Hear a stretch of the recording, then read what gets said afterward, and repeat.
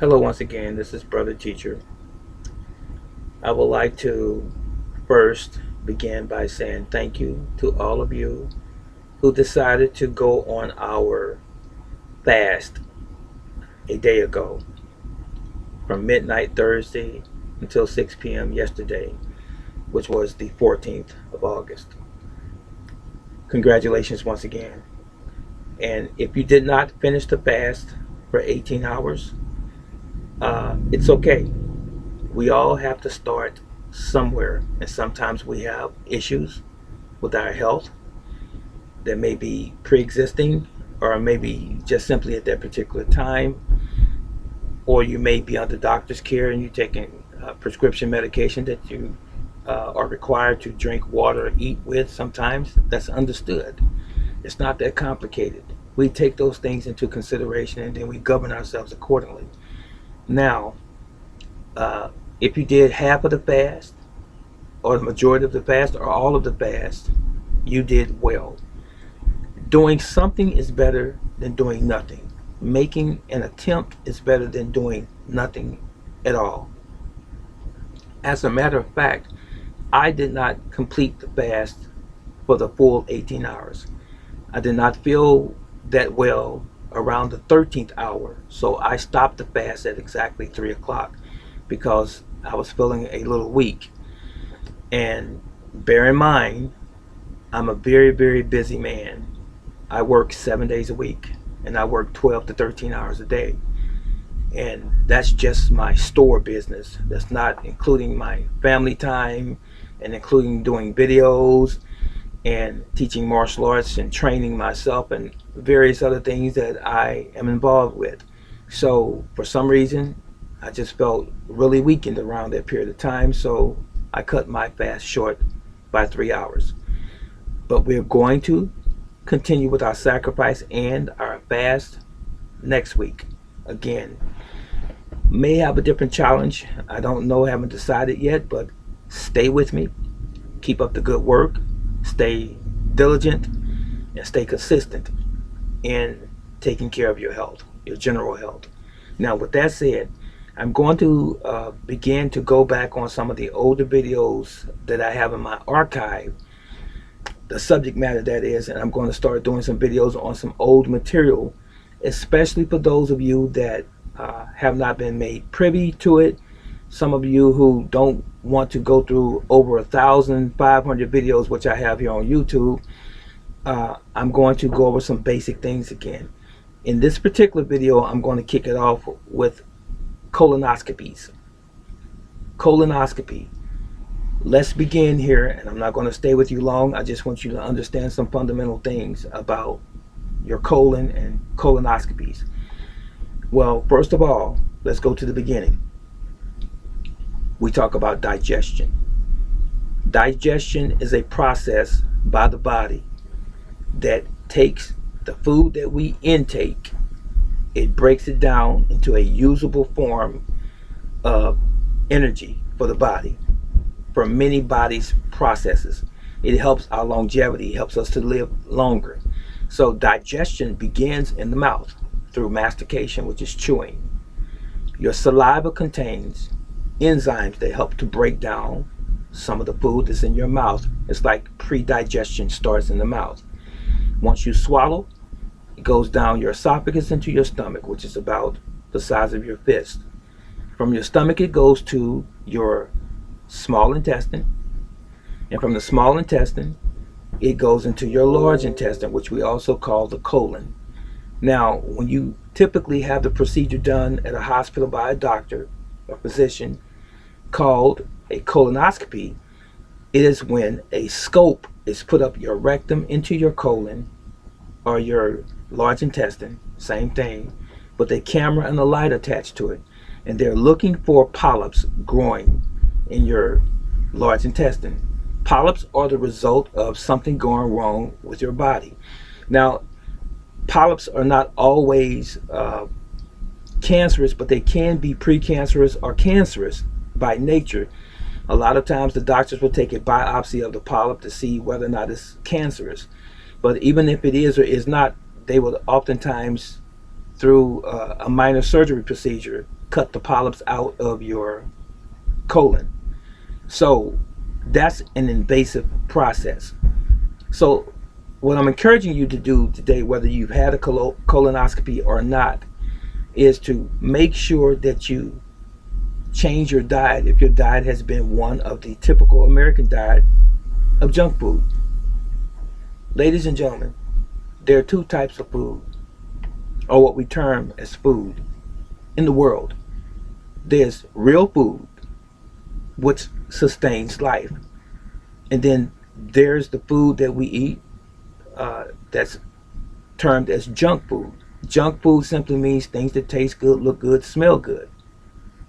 That's junk food. It contains no nutrition or very little nutrition, and it's usually sweet, bitter, sour, and what have you, because people just like taste. We fool our taste buds by leaving those things that are natural, such as our fruits and our vegetables and our beans and lentils and things like this, those things that come straight from nature, and we replace them with things that are manufactured. And it does not come without a cost. Understand, comprehend what I'm about to tell you right now. Cause and effect. Whatever you put in your body's going to respond to in a positive or a negative way. If it's real food, your body recognizes it and it assimilates it. It goes through the normal process. Now, that's simple.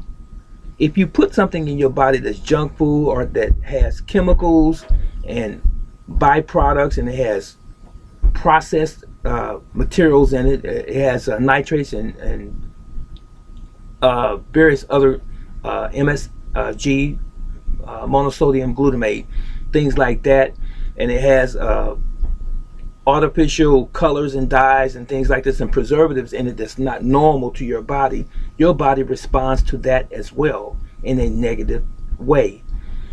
It becomes inflamed, or you have inflammation.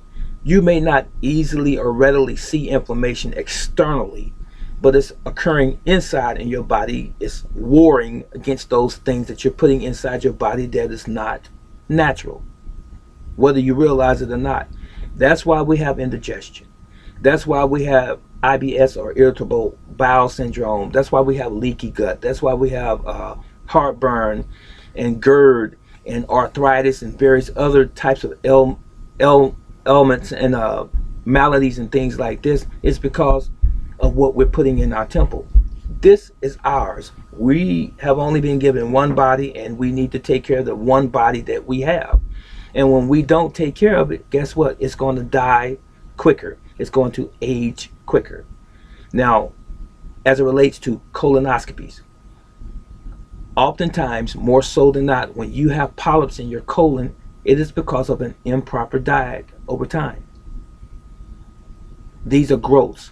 It's no different than having a cyst in a woman's ovaries or having a tumor. These things are not normal. Living in an ideal situation, in an ideal planet, if you will, and everything is natural, we would not have these illnesses and these ailments and all of these different diseases and so forth, dis-ease.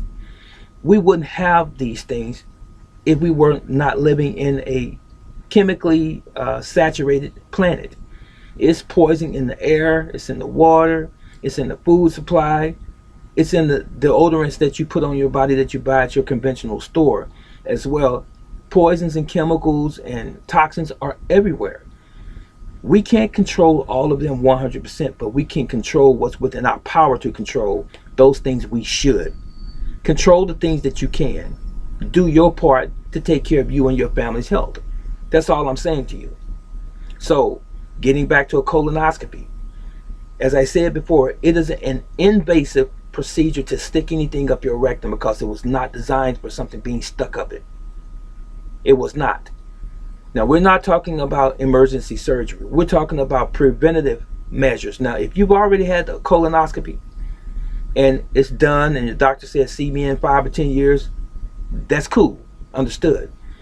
If you haven't had a colonoscopy, I personally wouldn't be rushing to the doctor to have one just because they say at the age of 40 or beyond you should have one every so often. Take care of your health in the first place and you won't have to go through this. So many things can occur when you're having a colonoscopy, such as the tearing of the walls of your intestines. That can occur.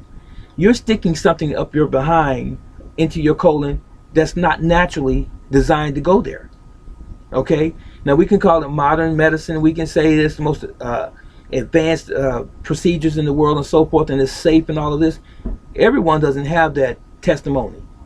They don't, because doctors make mistakes. Sometimes, depending on the individual, there are things that occur that affect them in a negative way after the procedure. I've witnessed people who have had this problem. Okay? So, if we take care of our temple, we will have to see the doctor less. We should be the primary physician of our own bodies because it belongs to us. This is me that I'm touching right now. Don't you control what you put in your mouth to eat? Don't you control what you put in your mouth to drink, alcohol and what have you?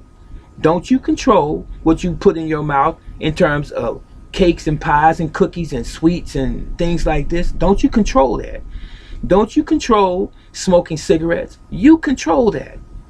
So why are you but why are you asking for the assistance of someone to fix your problem and you caused it? So doesn't that stand to reason that you're the one in control? And oftentimes the remedy that is used, so-called remedy if you will, that's used to help you feel better, usually harms you worse than the ailment itself. Oftentimes you're given a prescription, and the prescription is going to hurt you, and then the doctor gives you another prescription to offset that prescription. All types of side effects to taking things that are not natural to your biology, your physiology. It is. So I said this was about the colonoscopy, but you gleaned, I'm sure, some other messages in this same video. Watch what you eat. Get away from processed foods, mechanically processed foods, artificially processed foods, as much as you possibly can. It's difficult. It's a challenge, but it's not impossible. Most of us, from a child until adulthood, have been eating an improper diet, and it's psychologically wired in our brain to love these things that we've been eating for so long, but they don't love us. Take care of your bodies. Okay, ladies and gentlemen? And this message is on a colonoscopy. Don't have a colonoscopy if you don't have to. And the way to avoid having a colonoscopy, if you've never had one, is to eat a proper diet, steeped in natural nutrition. Organic vegetables and fruits. Anything that you eat should be organic. Okay? Natural. No pesticides, herbicides, fungicides, nothing added to it. And your water should be pure, it should be clean. If you don't have a filter in your home, you just ought to get one. Take some stock in your life and that of your families, and you'll live a lot longer, and you'll enjoy your family a lot longer. This is Brother Teacher. I'm out.